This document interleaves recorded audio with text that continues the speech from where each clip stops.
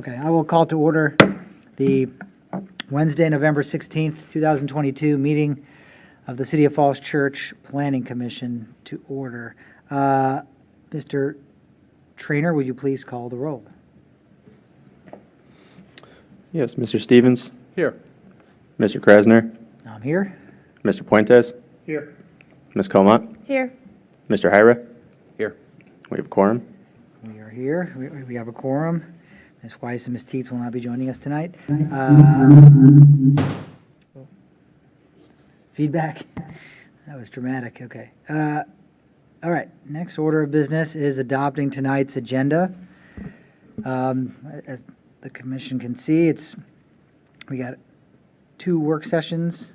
It's really one of, but we have 2 work sessions listed. No action items other than minutes.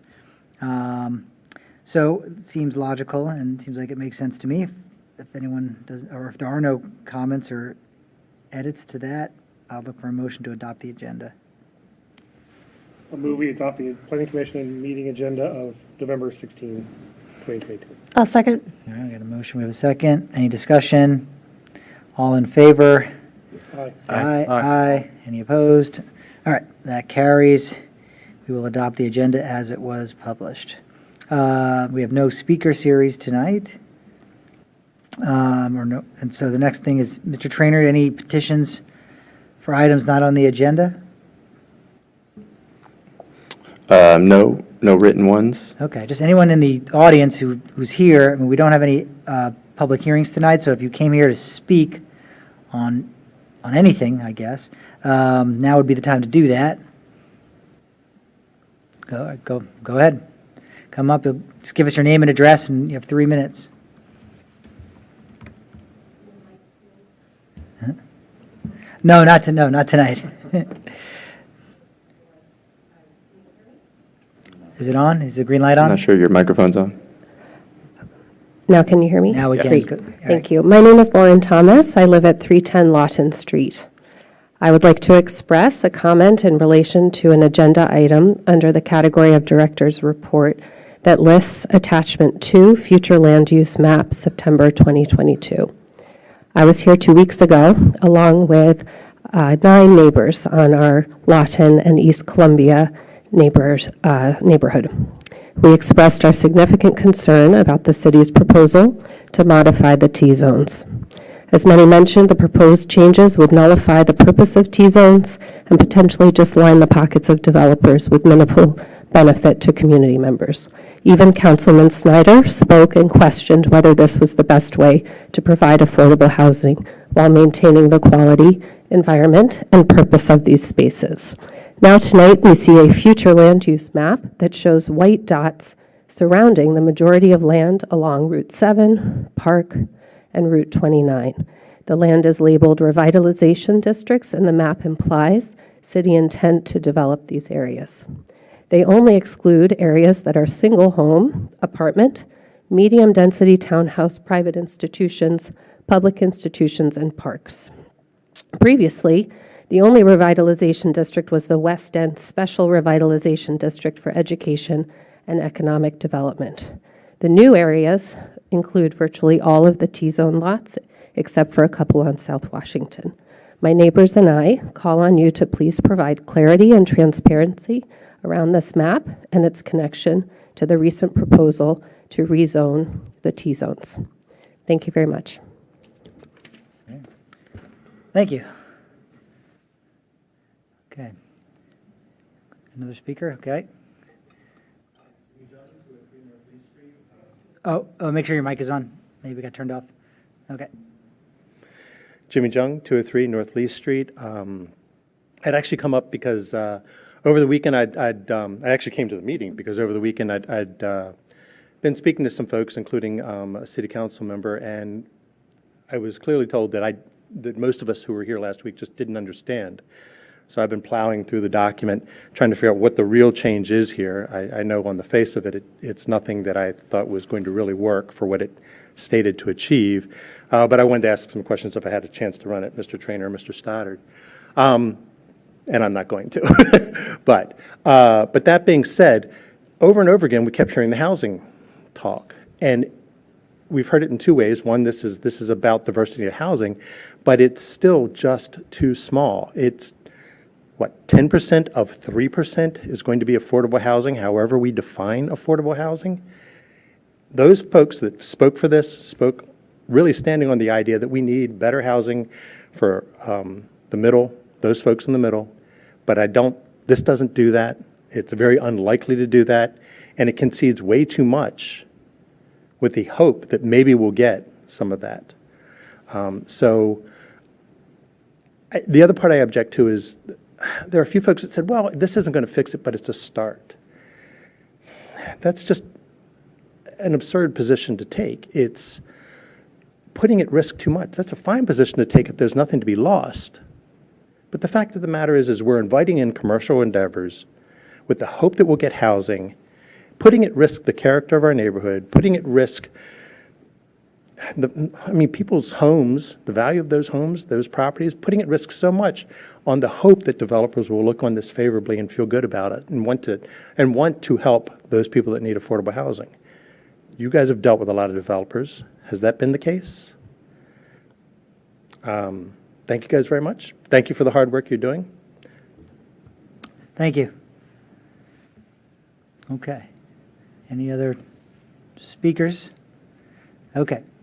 Well, then we'll move on. I will say that we're not formally discussing the T-zones tonight. We appreciate the comments. Staff's working on digesting and a lot of the comments and testimony that was received at the last meeting, and I think we're due to take that up again on December 7th, Mr. Trainer? Right. So, and there will be materials published in advance of that. And so we'll take that up again for additional discussion. It'll be another work session on that item. There won't be action taken on December 7th. It's still very much a work in progress, so we appreciate the comments and the feedback. Okay. The next item then is our only action item technically is the adoption of our minutes from the November 2nd public listening session meeting. And Mr. Trainer did a good job of documenting all the speakers. I know I took a lot of notes, and so these don't obviously encapsulate all the comments. We have them, and we also have the video. But does anyone have any edits, revisions on the minutes from November 2nd? And if not, I would look for a motion to adopt the minutes. Move to adopt the minutes. I'm sorry. I wanted to just, Oh, go ahead, sorry. Mr. Prentice. I think someone pointed out to me, there were a couple of speakers who are not listed on here. At the end, I think there were speakers who didn't submit slips. So do their names get captured?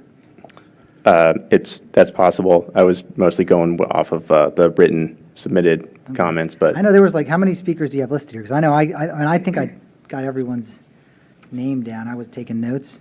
Well, that's the case then. I mean, obviously for the record, you need to have those listed. So we may want to postpone adopting these minutes until we can have everybody listed who spoke. So, I know Okay.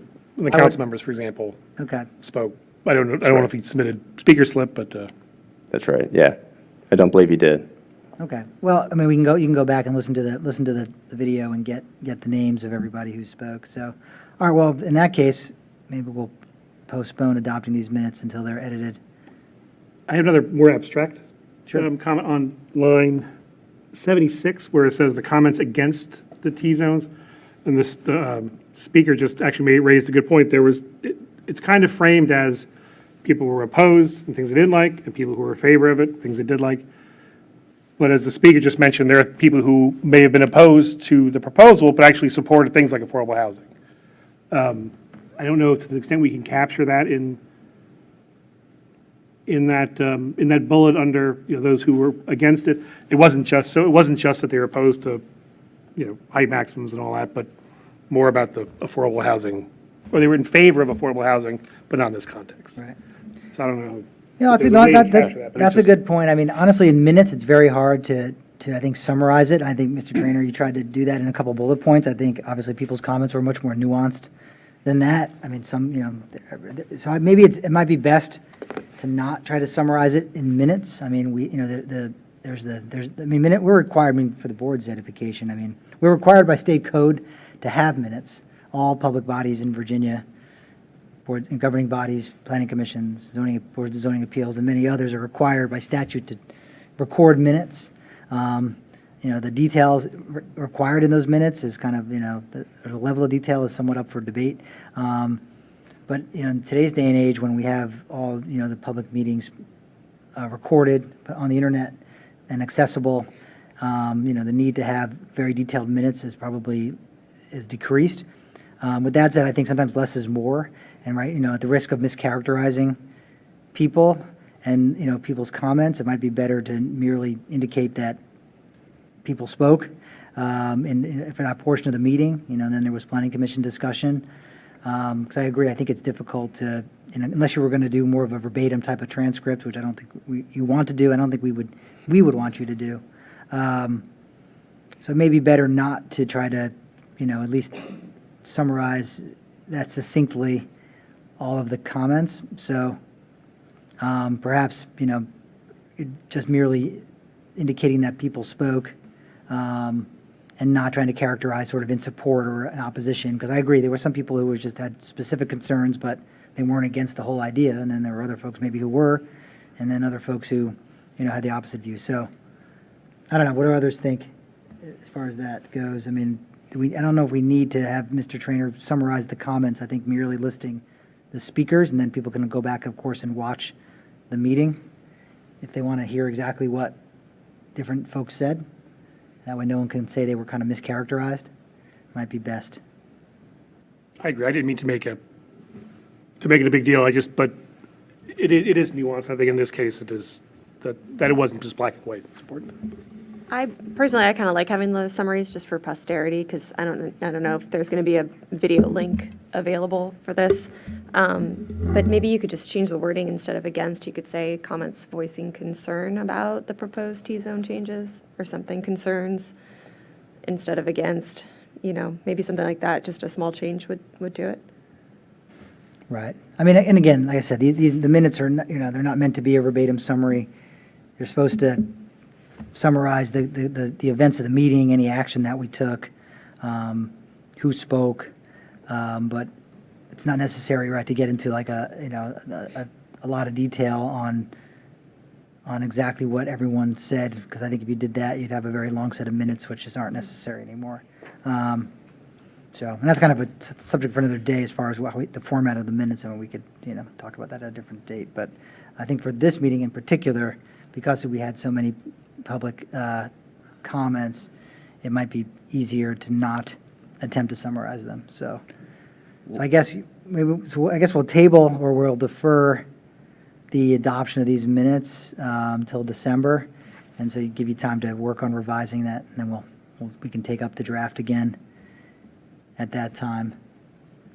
Go ahead, Mr. Howard. One comment is, I like the idea of saying that there were some concerns. We have everybody listed, and it was clear that a few or some supported of the T-zone, but the majority raised concerns. I think that could be a way, because we got a lot of names here, and it was clear that there were a lot of people commenting about concerns, certain concerns, right, within it, but I think it's important to note that it's not like we had all these speakers and there was an equal support and equally people against. It was more that there were some who supported, and then we had the majority raising concerns. And I don't think we need to list every single concern, because that's really hard to capture. But I think it's important to note that the majority of these people had concerns. So that's all I would say. And that's I think, a good way to do it. Okay. Any other comments? All right, so I guess we'll need a motion then to defer adoption of the minutes. Mr. Chair, I'll move that we defer the adoption of the minutes of the Planning Commission meeting on November 2nd, 2022, until our next meeting. Okay, motion to defer it to our next meeting, which is December 7th. Do I have a second? I'll second. We have a second from Commissioner Hira. Any discussion? All those in favor of deferring adoption of the minutes till the next meeting, December 7th, say aye. Aye. Aye. Any opposed?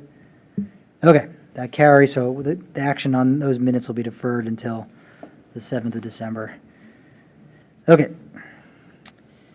Moving along here. That takes us to item 7, which is our work session. And our first work session, which is the main event for tonight, is a kickoff on the capital improvement plan process, the CIP process. And as those who've been on the commission a little bit longer than others will remember, now it used to be we had a more abbreviated CIP process, and that had there were some concerns we had as a commission about the amount of time we had and at the point at which we were being given an opportunity to comment. So we requested to have an earlier look at the CIP when it was still more moldable and pliable, if that's a good word to use for this this effort. And so this is part of that. So now we're seeing this earlier, and it's similar to what we did last year, where we're seeing it in November, well before it's due to be adopted by City Council. So, and we have Ms. Mester here tonight, who's graciously given up her evening to join us, to give us a kind of an introduction to this year's CIP process. And I know you have a presentation, and I know it's a brief presentation, and that's perfectly all right, because I think the point of tonight is to get some initial feedback from the commission on the items in the CIP. And so with that, I know Mr. Stouter's not here. I don't know, Mr. Trainer, do you have any other introductory comments on this, or? None more than what you mentioned, Chair. Okay, just checking. All right, well, then with that, I guess I'll throw it over to Ms. Mester to provide the staff report on the CIP for 2024 to 2029 fiscal year. Thank you, Chair and Commissioners. I'm glad to be back, and I do like this process that you all recommended, that we start more in the fall and have a dialogue. So it is definitely pliable and flexible right now, because staff is just beginning our work efforts. So the staff report that I provided was just sort of the for the record overview of the process, and then provide some resource documents so that you'd have the updated council work plan, which we've included a lot of the CIP projects in, and then the updates to the report card. So I just want to do a few introductory remarks and then open it up for dialogue. I will acknowledge that Mr. Stevens provided some comments and questions in advance, so I do have those with me that I can speak to when you're ready for that more dialogue and when you want to sequence that. So we are starting the process. Council is going to have its joint school board council work session on December 5th, which is when the updated revenues will be provided by the CFO, and will give us a sense of what funding opportunities and constraints we have going forward. There is concern, of course, looking forward to what inflation's doing, supply and demand, and global influences on the economy. So there's a bit of trying to be conservative while also making sure that we're working on the infrastructure that the community needs. And that, of course, is the core discussion that we will have now and with the Planning Commission. December 12th, Council scheduled to adopt their budget guidance, which always references the CIP and gives a framework for what the tax rate will be, organic growth, any increase, holding flat, kind of sets the framework that staff will work on. Then between now and through January, staff will be developing the CIP projects. Because we have so much on the books and a robust plan, we are not looking for a whole lot of new stuff in the first 1 to 3 years, is my general direction to staff right now. But we do want to make sure we're still looking in the out years, including that 10-year look ahead, so that we're planning for that. So there will be some new stuff. There may be some changes of orders, and a lot of it will be based on input and focus from today. I do want to note that in the council work plan, you will see the traffic signals on the right-hand side. So we have merged the CIP snapshot that you all are familiar with. That's just a CIP-focused document in with the council work plan, because we were finding we were duplicating ourselves in some cases, but not all cases. Council would have CIP projects on the work plan, but not all, and so staff were having to duplicate and make sure we stayed consistent, didn't miss anything. So, for this first effort, we tried to consolidate them, but a lot of people like the traffic signal for a quick glance if it's on target or a concern. So, you'll see a lot that's happening throughout that are CIP focused, but you really pick up the CIP under safe and complete streets. You'll start picking up NTC and so forth, and then under implement and CIP pedestrian and bike projects on page 5, that's where you'll get a lot of the CIP projects. But it's not inclusive, it's just sort of the top ones. And then under environment, you'll pick up the community center. So hopefully that will be a workable document for you, but we're also looking to refine it. It's right now going to either be twice a year or quarterly, but for sure the next one will be in January, which will time for an update for you all in the CIP process. I will still be doing the full CIP notebook, so you will get all the details of the projects and descriptions in that notebook. We're also looking to tweak the project sheets this year so people can see more granular, like multimodal or traffic signals. We're going to list the specific sub-projects because unless you go to the very detailed delivery schedule, it's hard for you all in the community to track that. And we're also going to show some prior year funding. So hopefully it'll be a little bit of current active projects as well as the future CIP kind of consolidated. So you'll see a little revision there when you see the full notebook. And then in your packet today, you also have the updates to the comp plan report card and the small area plan report card. Those are 2 documents that the Planning Commission had requested a couple years back, and Ms. Onadino has convened the team and updated those. So there are some duplication of the projects between the 2, as well as to the work plan, simply because those 2 report cards are going back to the strategic goals and action plans and the adopted comp plan and small area plans. But we felt it was important to keep that resource and tracking. So you'll see stuff that's been completed, we didn't delete, we just kept adding to it.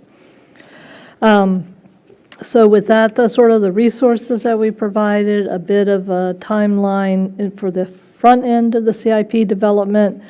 This will come as a recommendation to the Planning Commission in February. I'm still working with the planning director on the dates, which then we can confirm with the chair.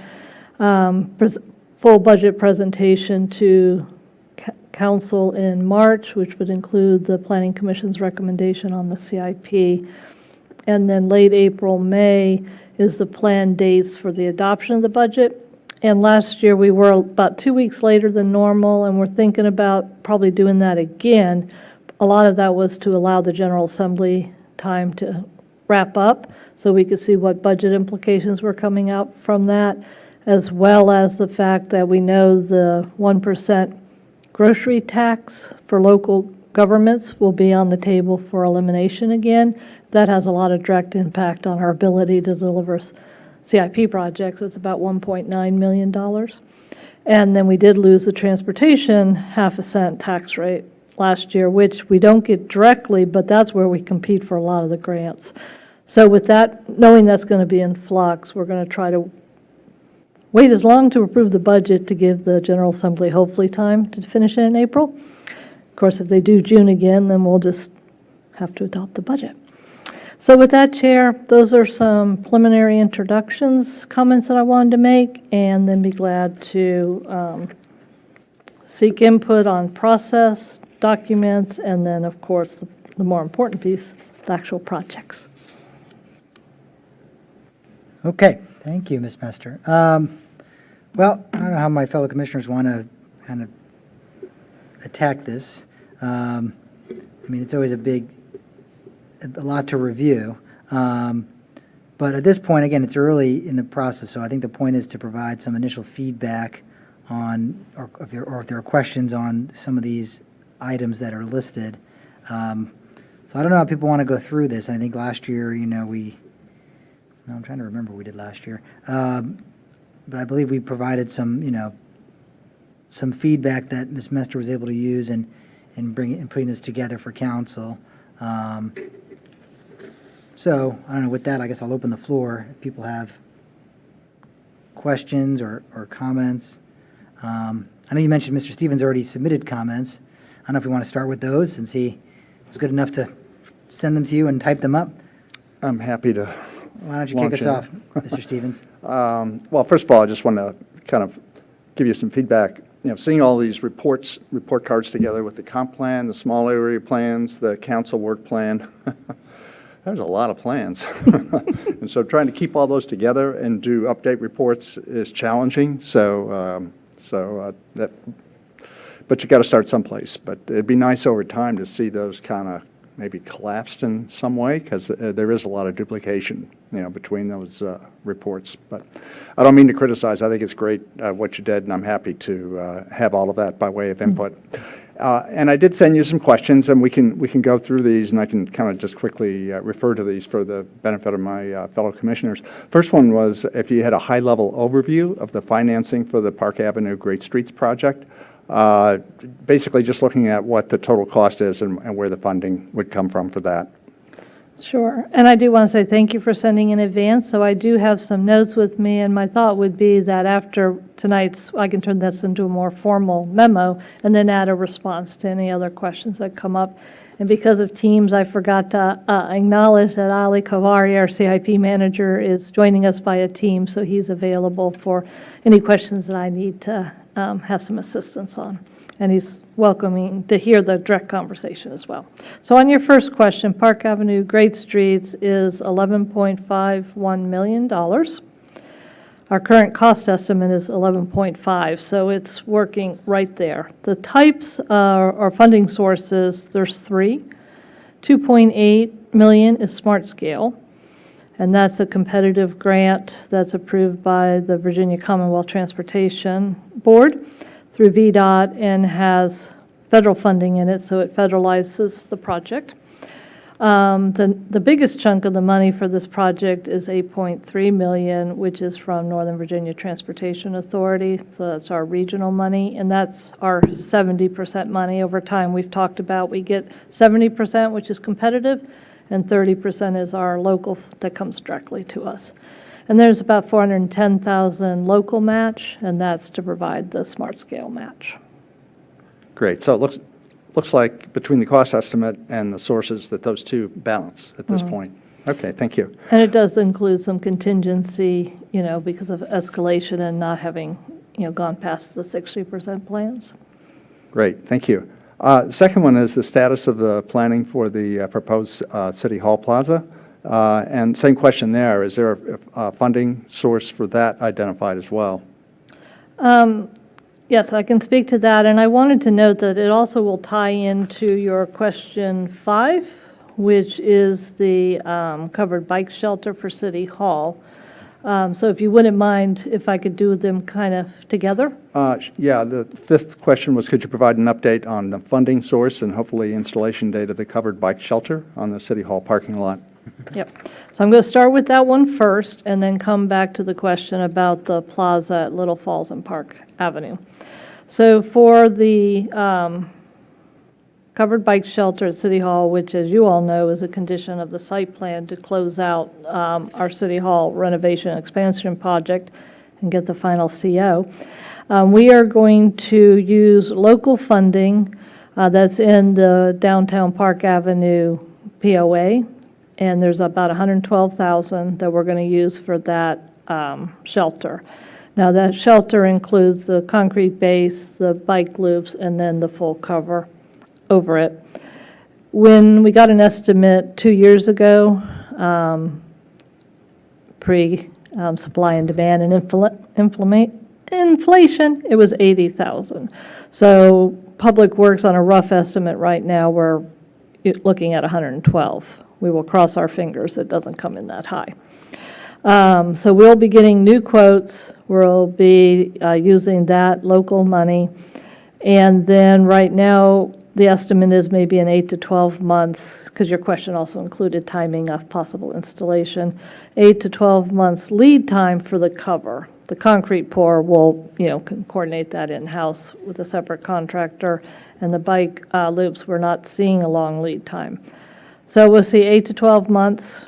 Once we order the cover, we'll have the specifications for the base and depth of the concrete, and so some of that can happen prior to the arrival. So we're probably looking at early to late fall of 2023. Great. I'm sure the biking community will be very pleased to hear that. Yes, and I will note before I go to your plaza comment, we haven't finalized the location of that. With our TDM and standard practice, the distance from the front door, we know that piece, but now we have to decide where's the best place on the east wing side, which is where we want to place it. While it's far away from the community center, it obviously will be very convenient and could be used. So we are looking at a couple front parking spots that are sort of near to the right of the mailboxes, so they'd be on the flagpole side, or where the existing bike rack is on a small concrete platform between that and the sidewalk. So it'd be on the Little Falls side. Or right in the City Hall garden beds by the cornerstone. That one fits the distance the best, but it's a big thing right where we have stormwater and other rain issues, so we'd have to figure out how to not have mulch and water. And it would cover the cornerstone and kind of be this big structure right next to the historic building. So we're working through the specific locations, so I'll welcome input. I'm not, the stormwater and the rain concern me. I also don't really want to cover up the cornerstone and the planting beds, because it also blocks the visibility to the police entrance, which is pretty important on a 24/7. So I'll just note that we're still working on the best location for this facility. Okay, well, thank you very much for the update. Third question I had was funding and decision-making for the city's electric vehicle purchases. Right now, it seems to be kind of dispersed to the various departments for them to decide when and so forth. I'm just wondering whether any consideration has been to come up with like an overall plan, perhaps through the CIP, and let that guide, or at least help support the decision-making. Right now, it just seems like you go out to a department and then they have to figure out, well, what benefits are there to an EV and so forth, as opposed to having it come from an overall document that lays all that out.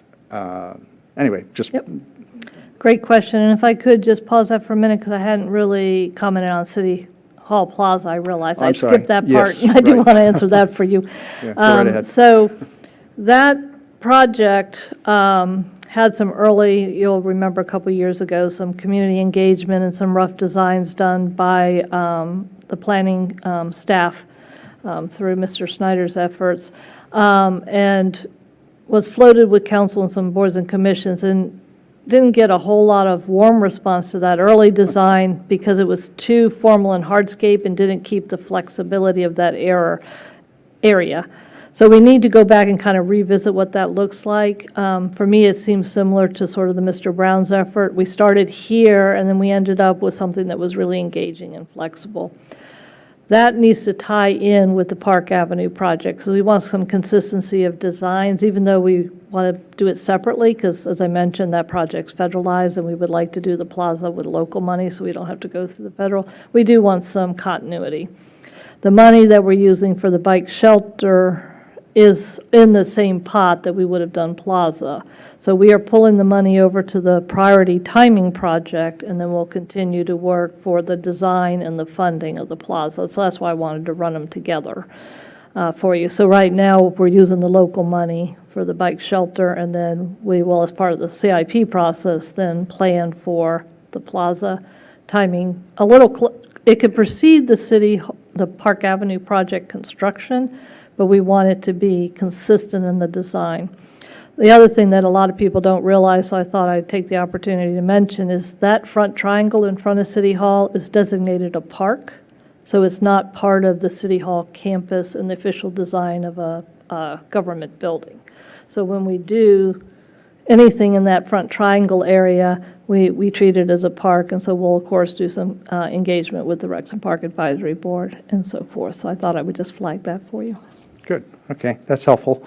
I'd gotten some questions as to whether or not the funding for the plaza was part of the Great Streets, but it sounds like it's a separate pot, even though from a planning standpoint, you'd like to see the two coordinated from a design standpoint. And we did that because of the federalization of the Park Avenue. Now, if the actual costs come in lower, then maybe it could be put back in there and we just bite the bullet and we federalize it, but we'll try to look at it as a separate effort. Okay, thank you. Is that it for? Yep, so okay. now I can do your EV. Yeah, So there was a lot of good pieces in that question because it was about funding, it was the centralized coordinated effort, and how are we looking at vehicle replacements and doing that in an environmental friendly way. So I've got several chunks of responses to that hopefully will cover it, and then if I've missed any part for you, then please jump in and ask. So you are right, until recently, we've been very decentralized. All the vehicle money is in the departments, and when they need a vehicle, then they would, get some quotes and go purchase a vehicle. It's not been quite 12 months, but Public Works has been starting to centralize the purchase and the coordination of those vehicles. We do a lot of in-house maintenance through our property yard on vehicles, but then the more specialized vehicles, like the sheriffs and police, have been going out to Coons or Chevrolet, different outsources. And we do the schools' buses in-house. And until we get too many electric vehicles, because one of the things we need to look at is for maintenance and having the right skill set and tools to shift off of absolutely. combustion to electric vehicles. So we are starting that centralized effort because what's happened besides procurement and costs, we have too many types of vehicles that have to be maintained. So that's also not efficient and costly. But our independent departments don't have a lot of expertise in the new EV world. So Public Works is formally working with our environmental sustainability coordinator. And you all know Andy Young, and actually he did a lot of this work in his former life at FBI, overhauling their fleet. So we have the great internal expertise now. And so we're going to start gathering data, centralizing, knowing what vehicles, establishing a life cycle replacement, and then in that process, look at, is there an EV vehicle that meets the mission need of that department? Some of our big, heavy trucks in property yard that have to push snow and leaves, not quite there yet. Police vehicles that have to run 24/7, and we can't have downtime to charge, not quite there yet. But I'll go through some details where we have actually started the process of converting our fleet. So I would say we're in the early stages of centralizing it. I don't think it will actually be fleshed out enough to roll into the budget process that I just described, because we're starting that operating budget work just as we're starting the CIP work. So it may still be showing up in different department budgets, but we're going to centralize the decision about purchasing. It's similar to actually what we've done with IT equipment now. Everything goes through IT to get the quotes, be on a writable contract, but then usually the specific department will do the purchase. So we're starting that process. I did want to highlight that in this FY22 end of the year budget amendment, so last June, when we've now sorted out the underspending and revenue increases, before council this past Monday was a first reading of that budget amendment, and in that includes $200,000 for vehicle replacement. What we've never had is a steady reserve for replacement of vehicles, so we get into a normal life cycle instead of waiting till they literally fall apart, and probably are less efficient on many ways for greenhouse gas because of these older vehicles. In fact, some of our trucks that we're replacing now, even though they're not green, they're so much newer, they're under better standards for emissions, and so we're gaining some benefit there. So we will have that. It is one-time money, so as we go into the FY24 budget process, the intent is to try to build in a reserve so that as we get a centralized system and we look at the age of our fleet, we know when we need to replace, and then we can put in the energy efficient electric vehicle concepts. All of that, I did want to comment before I get into specific vehicles that we've gotten, is we are looking for that to be in the operating budget, not the CIP, because of life cycle of vehicles. I don't want to be debt financing and vehicles for 10 years that aren't going to last 10 years. So from just the general accounting standpoint, it'll be in the operating budget, but the intent is to get a plan in place and have it in the budget. It would just be in the operating budget versus the CIP. Centralizing it, I think, will also help to put more focus on it, because when things are in the CIP, as you know, there's more focus on it. But if it's centralized, it could still have the focus in the operating budget. Did want to give a couple updates on some actual vehicles we have, because you mentioned like the police vehicles. So first, I will note that we've submitted a federal grant for $600,000 through Congressman Byer. They're now called community requests, but many of you will remember former term of earmark. They're back. And we've been successful on last year's first round, and this one is made it into the proposed appropriations bill, so it's into committees for $600,000. It would include 6 EVs, 6 hybrid, and 10 chargers for public works vehicles. So we would start replacing light vehicles and equipment that the vehicles are available. Some of our big dump trucks, not yet. Some of the reasons we have some hybrid is just for the duration of running through a snowstorm, or some of our staff have them as emergency vehicles at home. And so we need some ability to get back if they don't have enough electric charge, because we can't use public money on private property to put a charger into an employee's home. And so we wouldn't want to have the employee have to pay for that. So that's why there's some hybrids in this time period. And 10 chargers would be at the property yard. No, 8 would be at the property yard, and we'd add 2 more here. So that grant's pending. We'll keep our fingers crossed. The police department has now received the 4 electric vehicles that have been ordered. 2 are marked as public safety aids, so if you see them running around, the PSAs are parking enforcement and our crossing guards. And then 2 are unmarked, and they're assigned to the police chief and a division commander and surface also. And those are ones that aren't run 24/7. Right now, our police officers and the marked cruisers, when they come in off their 12-hour shift, the vehicle goes out with the next patrol, so it doesn't have charge time. So the police have received their 4. The sheriff office has received their first vehicle. It's a hybrid. It's a Ford utility, but it's their first one that they've outfitted, moving towards more green. And we do have funding for another police vehicle, which will be more of a command vehicle. And it's actually on order, but lead times are really long right now. So that one hopefully in 2023, we'll see calendar year 2023. And then the sheriffs have money for a similar vehicle, but we want to see this one in person before we order a second. So that's where we are right now on EV vehicles and sort of the more holistic planning approach. Good. It sounds like the planning is going in the right direction, so thank you for that. Sounds like you might have a photo op with these 4 police vehicles. I think that would be well received by the public. So. I will talk to the police. Oh, one other thought, and that is the Inflation Reduction Act. I think we're all still trying to grasp the many details of it, but it sounds like there may be some opportunities even for governments to get some benefit, if not from that, from the infrastructure bill as well. I'm sure you're looking at those things, but they sound encouraging from discussions that I've had. They are encouraging. I've had and staff have sat in several webinars to kind of get a feel for the details in the process, and there definitely will be, we're working with COG to do a regional infrastructure, EV charger infrastructure bill, because that one specifically, they don't want individual localities because they need the connection. So we're working with COG on a regional one.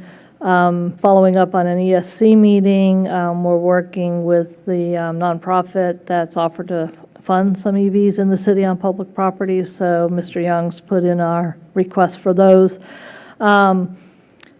As with any federal bills, it takes a while from the photo op and the signing of the bill to actually there being guidance and we can apply for it. And some of this money also is going to run through the state, and then we got to apply. So it's very exciting, but a lot of the details and guidance aren't out. But we'll continue to track it. One example that I would have is in the first round of earmarks last year, we got $400,000 stormwater for Lincoln Greening.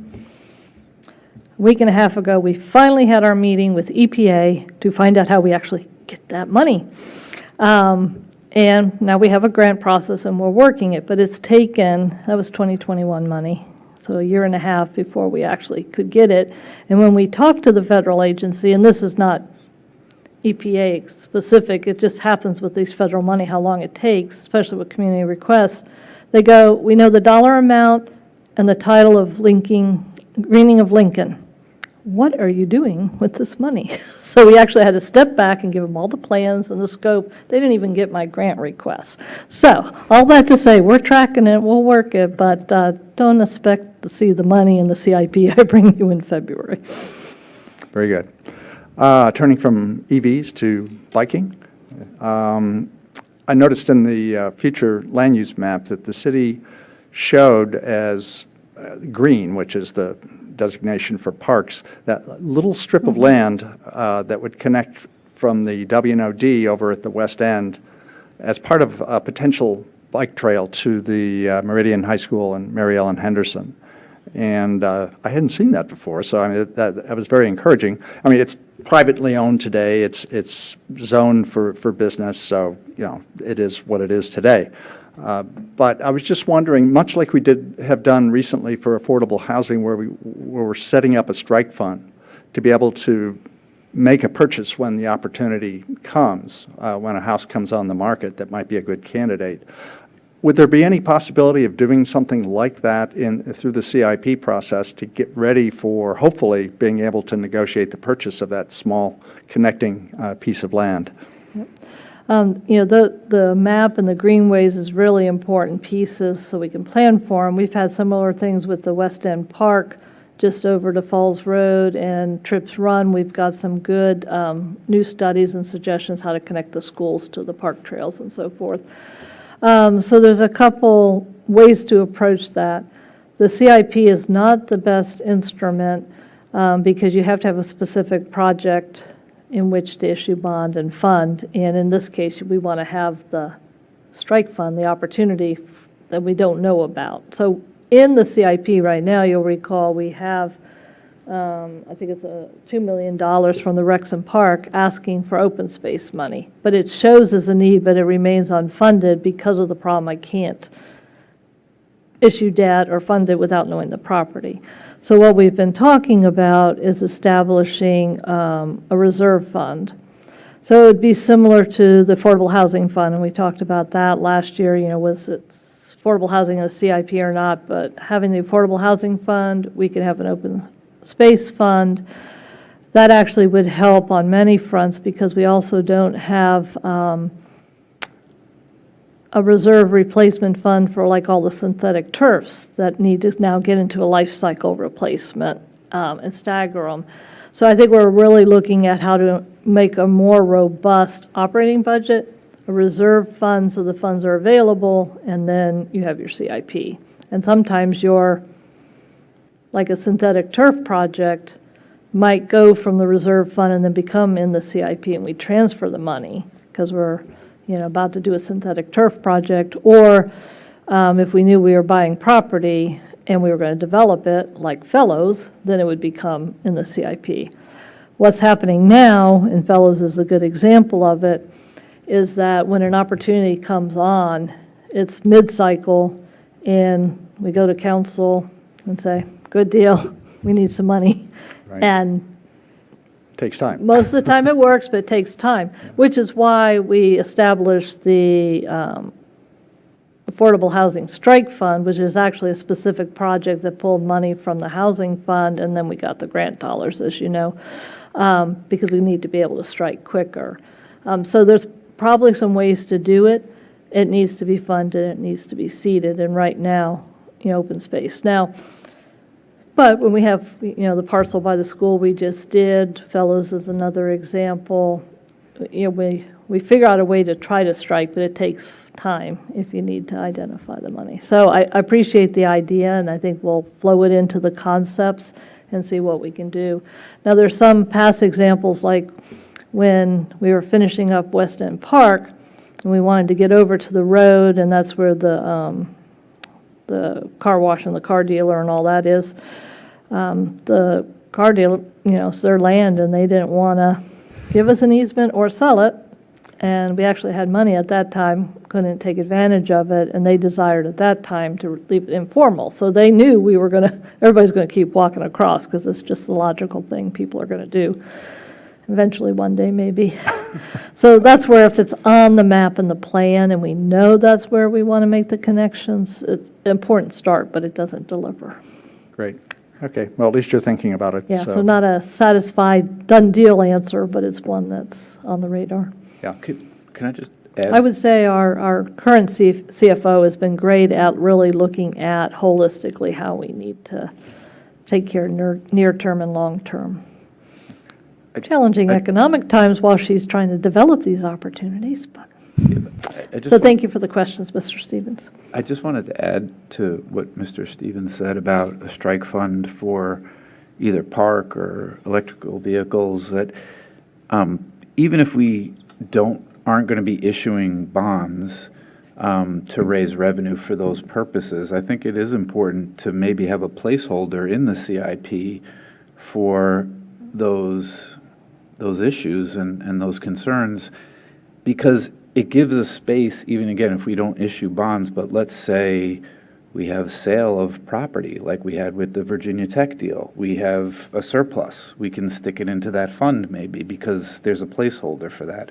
Let's say we have a budget surplus, which we have had with our budgets, because we're bringing in a lot of tax revenue, because we're doing development and our property values have gone up.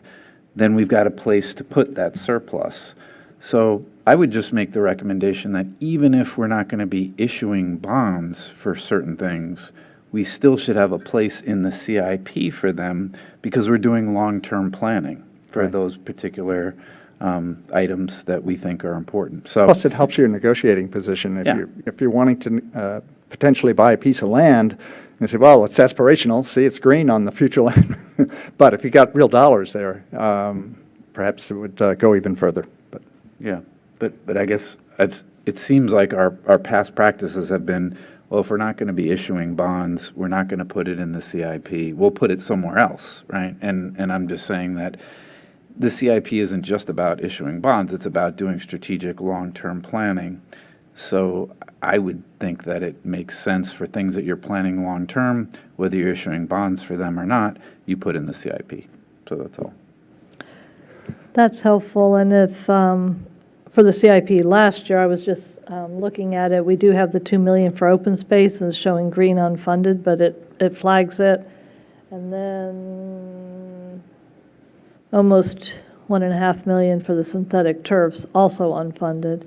Those ones that have a little added challenge, because we're not rebuilding them down below, we're just taking the top, so it's actually not a capital project, so we had this big discussion if it was going to show or not, but otherwise it didn't show up anywhere in the budget process. So if that one's ever funded, it'll actually have to come out, because it's not a capital project when you just resurface the top. But to your point, trying to flag it, so I'll make a note of that and see what we can do on, sounds like EV front, greenways, parks, and then, of course, there's an open space placeholder already. Of course, affordable housing.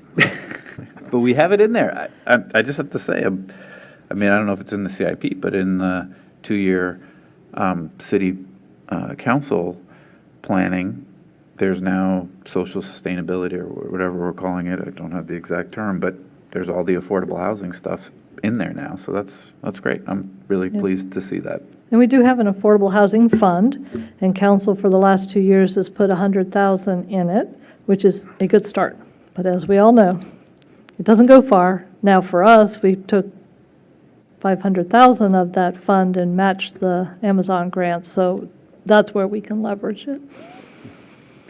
I had just one more item, and then I'll cede the floor.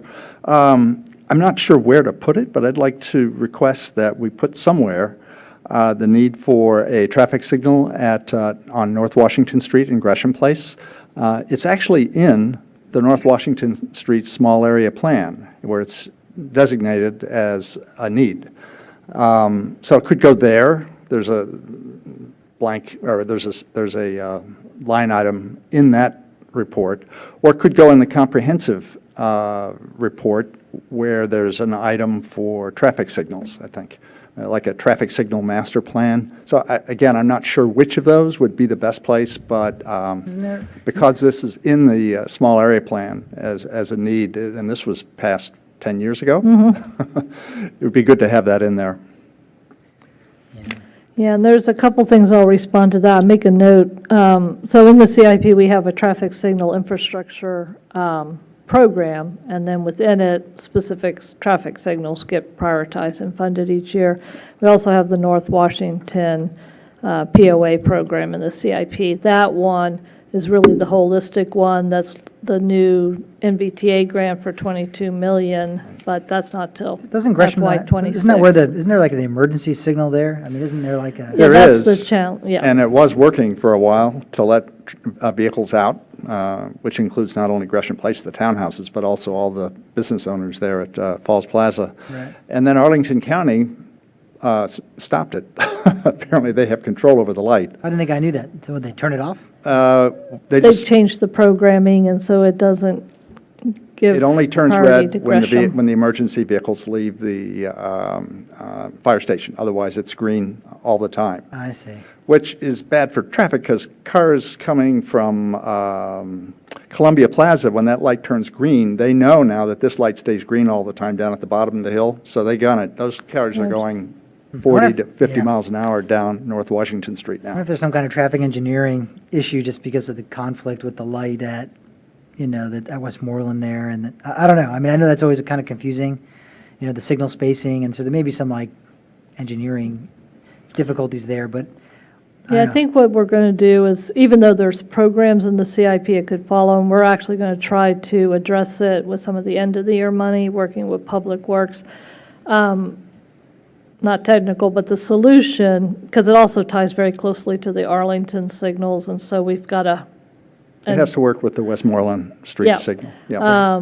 So what we're looking at is separating, right now, the traffic control for the fire station also goes to Westmoreland, and so if we separate them and put a separate control box in, a couple 100,000, we can do some more immediate, and then it just needs a whole separate new traffic signal so that, while we can control it, but coordinate and time it with Arlington. Yeah, I would echo the confusing part. We thought that it was related to the needs of the firehouse as well. So we went over and talked to one of the captains. He wasn't even aware that the light had changed and wasn't aware of any problems. He said he would look into it. Yeah. So the Public Works Director and the city manager have been talking to Arlington, but I think Mr. Bradley's at the point, we just got to separate the equipment so we control Right. the fire station and the signals separate. And then we do have the $10 million Smart City grant. Right. And within that grant, we're going to be able to change all of our traffic signals in the city on Broad and Washington. I'm so excited because we can upgrade to new equipment that can be pedestrians with all the equipment and the timing and new traffic control boxes. And then they will have the ability to program and phase and do a lot more remote because we'll have the smart So are technology. we taking that over from VDOT, or I mean, where are we? Were we taking over responsibility for the signals from VDOT? I mean, No, the signals are our It's always been ours. responsibility. They always are. So the only issue for us right now is right at the Arlington, Gresham, Westmoreland, because we overlap, and then over at Haycock and Broad, that's actually in the county, not us. right. But We'll be using this grant to upgrade ours, and then with the grant, because Arlington and Fairfax are partnering with us, we'll coordinate. But we are going to write a VDOT contract to save money in procurement. Okay, I apologize for taking up so much time, but thank you very much, Ms. Nestor, for your good answers. Helpful discussion so far. Thank you. Thank you, Mr. Stevens.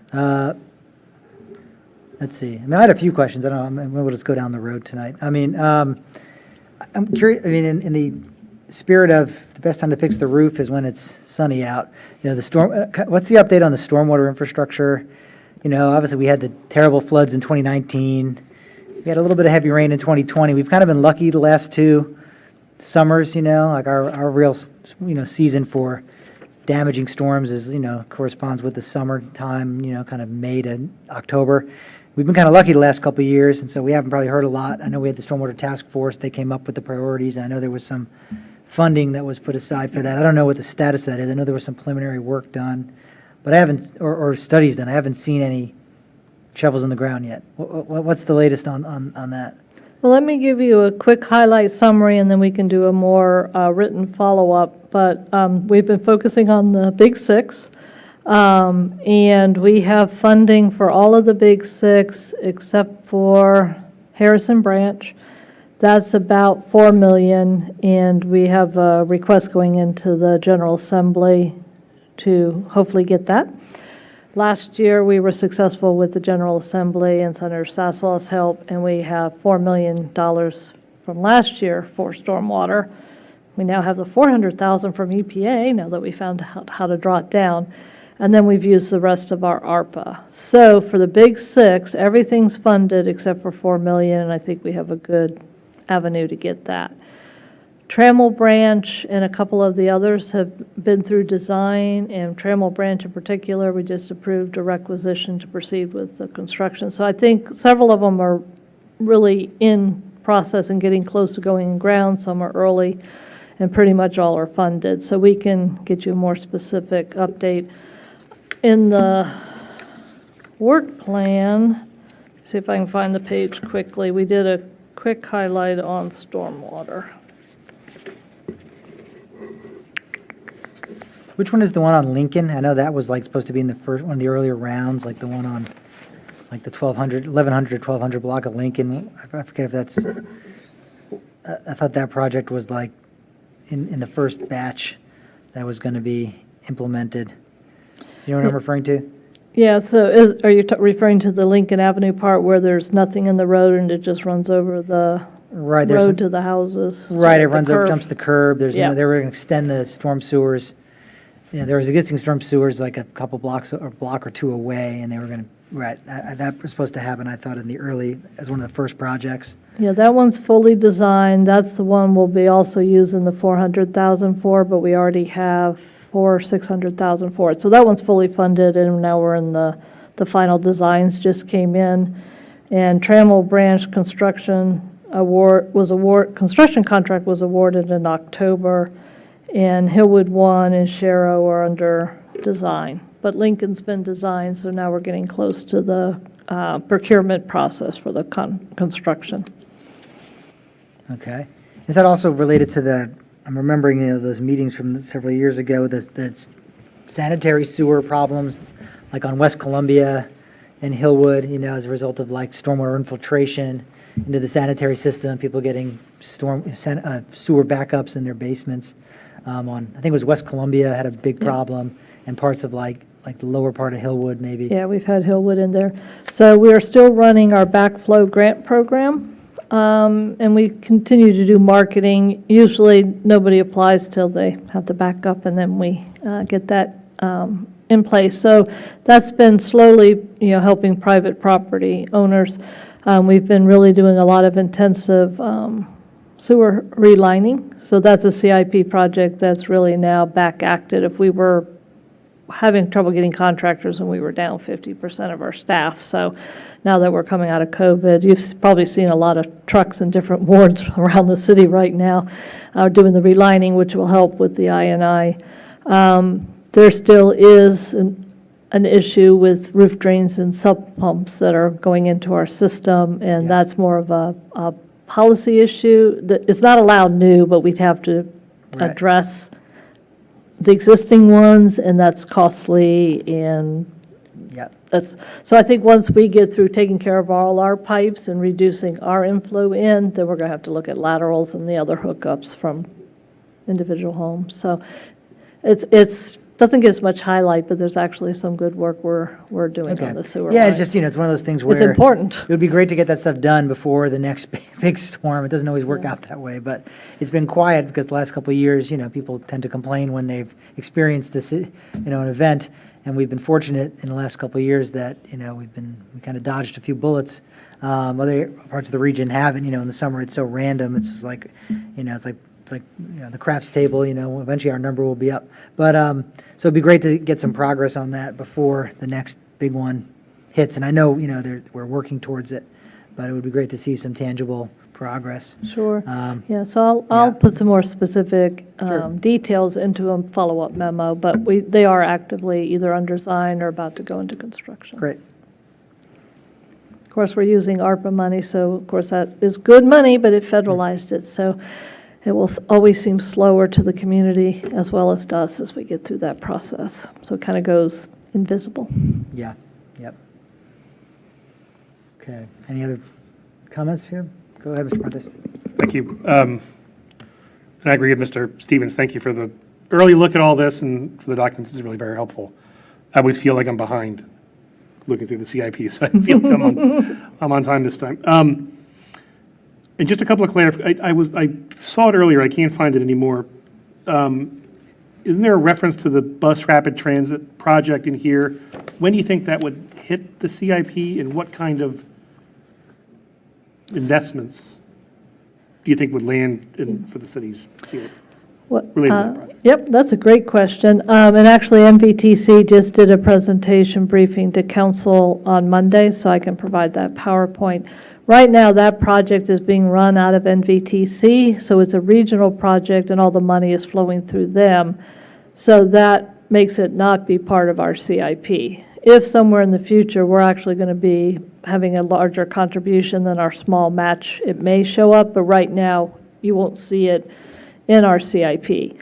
That said, we're one of the founding members that started the funding for this way back in Jim Moran's days, so it's been a while. But they just kicked off Phase 4, so we're doing community engagement and really looking at design options because they've already approved the routes. And so I'll get you all that information because there'll be more community engagement pieces. We do have a $2 million, we being NVTC, because we're members of NVTC, so we be NVTC also. $2 million grant in for the community requests with our other pending that would actually be able to do some preliminary engineering and design work. So there's some really good phasing and studies done now between Alexandria to Tyson's. We know the routes for the city. This part that they're doing now is city-specific focused because we have some constraints that our other neighbors don't have, i.e. we can't dedicate a lane. I guess we could, but I'm not sure we're ready to give up that much vehicle traffic on Broad Street. But that'll be part of the discussion, but I think we're looking at traffic signal prioritization. You all can come out and advocate. Part of this Smart City grant, we're also doing traffic signal prioritization, which will at least help the buses in the near term. But it's modeling the 28A route now that's going through the city, so it goes over to East Falls Church and then past on 7 past West Broad. So besides a dedicated lane, we just need to see how we're going to move the buses through. We also have an issue when we hit Washington Broad and try to make a right-hand turn. What type of bus will be on the rapid bus? It's pretty tight, and we don't need to take out traffic signals or Mr. Brown's and the new construction. So I'm excited to say, great question, because we're right in the next phase of studying. It's still a $500 million project somewhere out in 2030, we're hoping. But it's slowly making progress. And we're hoping for a lot of federal infrastructure and IRA, et cetera, money to pay for it. It's very helpful. And the fact that it's not going to show up in the CIP Yes. answers the other questions about what the alignment would look like, what kind of how it would look coming through the city, so I appreciate that. The other thing was around, there's, I keep losing my place, the reference for the parking lot, the city consolidated parking lot, there it is. It talks about an umbrella project for a network of downtown parking garages. Can you provide a little more information on the status of that and how the city's thinking about that project? I believe you're probably referencing a partnership on using the Kaiser parking garage. There's a bullet about that, Yeah. but then there's a third bullet about a consolidated garage that would be part of an NVTA project. The city would apply for 70% funding. The first bullet makes it sound, first two bullets make it sound like it's unclear because city can't spend public funds on private property, and then there's this other bullet about the, Yeah, so there's sort of two projects there, and when we summarize down to the report cards, it's a little harder. One would be looking at a future grant using 70% money for a consolidated parking garage, where and how big to be determined, but to sort of solve the private property, you can't cross over issue, there'd be a shared one. In the nearer term, one of the concepts that is in the CIP, but it's an unfunded, is what could we do in partnership with Kaiser, since that's often underutilized, and right now they're letting us use the top two floors, to use that so we could, one, it's not ADA accessible, so it doesn't really work for a public property entity because it's not accessible, so we need an elevator and some better lighting and maintenance, and maybe another floor, but need a study to see if it's structurally sound. So the idea is, could we do a partnership?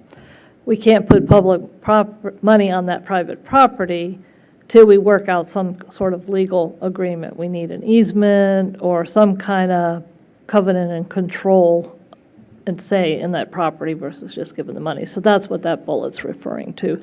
So we've left it in the CIP similar to the open space, so it stays as a targeted discussion, but it's unfunded because we have this legal, and it's in the out year. I think it's 2025. But those were what it was referring to. thank you.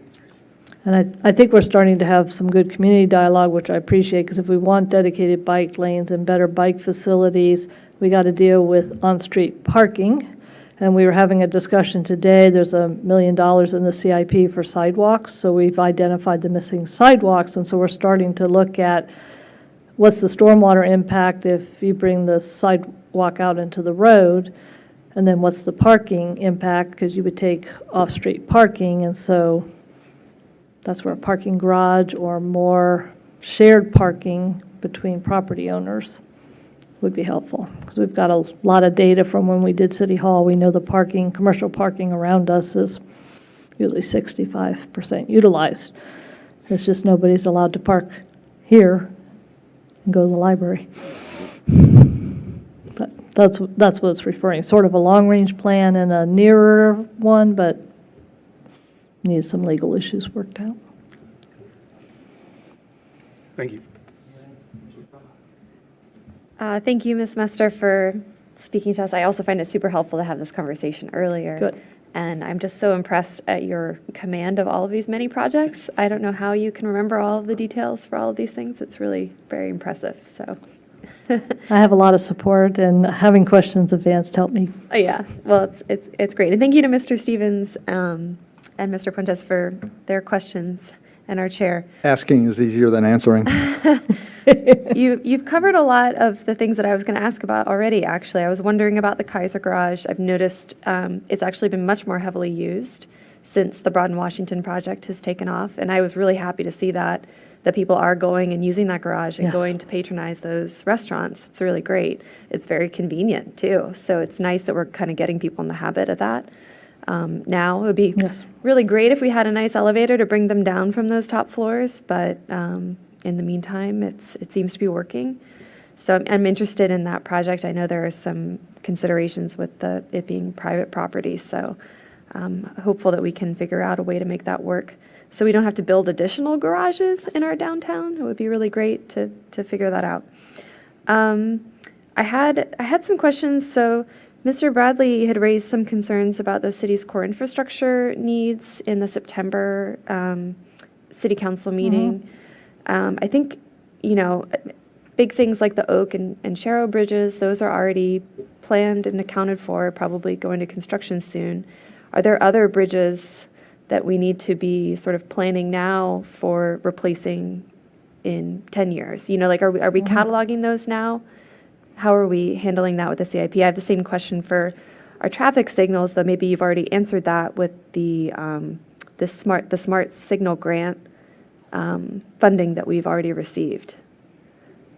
So there's, some of it's addressed, but not all of it. So on the bridges, we do annual inspections and cycles inspections depending on the type of bridge, because some of our bridges are just foot traffic and some are vehicular. The two critical ones is South Oak, and that one, the construction award was just issued on budget, yay. And so that's proceeding, coming into winter and coordinating with schools. You probably won't actually see construction until next spring, but that'll do the pedestrian and the weight limit restrictions for South Oak. Sharrow was our next one that was a priority, and Virginia actually got infrastructure money, and they needed a bridge, and we were the top bridge. So they are now, we just executed the agreement with them, and that we're going to be able to fund Sharrow. So those are our two big ones. We do have areas where our bridges are actually stormwater conveyances. You know, there's big culverts under them, and so we're having to look at those and assess them and make sure from a stormwater perspective they're still strong and stable. Those are our two big ones, but we do regular inspections and have money in the CIP to keep working towards inspections and the bridge work.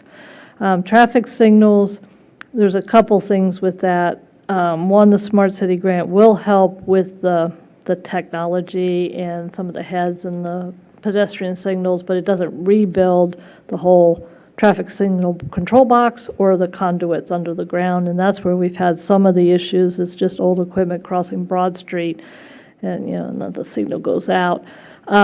So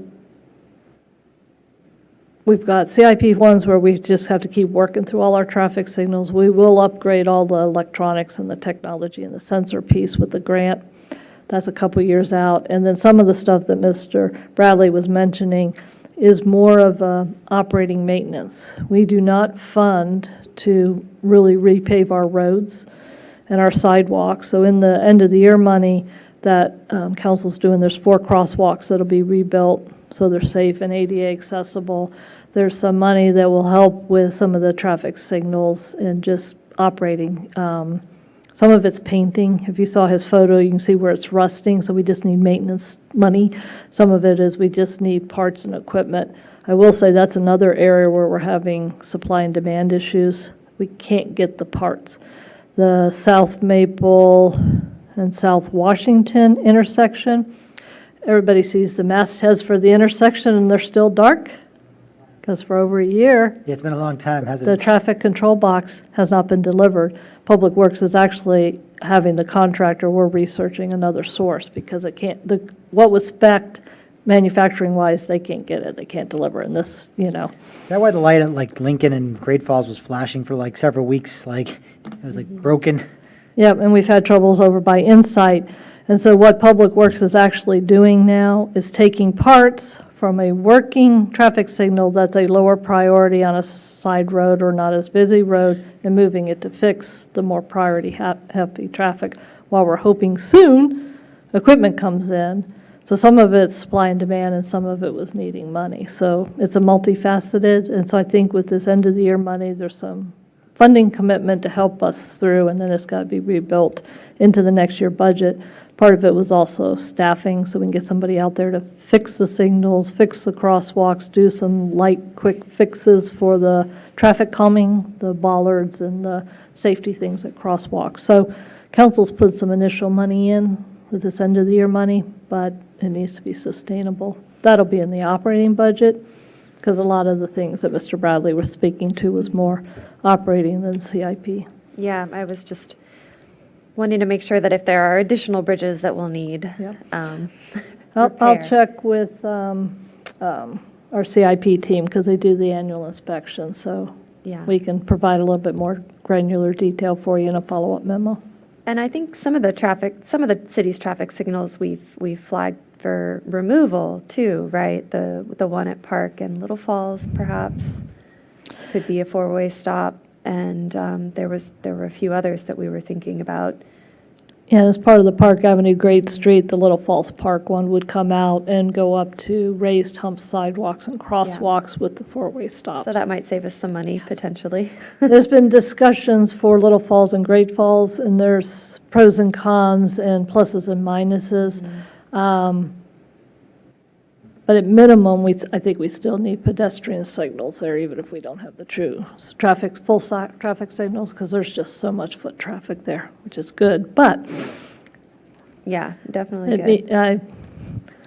the traffic signals just make people run to try to get through it before it Right, turns red on them. especially going up the hill from Little Falls. Yep. Yeah, so if you remove that incentive, could actually increase the safety of pedestrians in that area.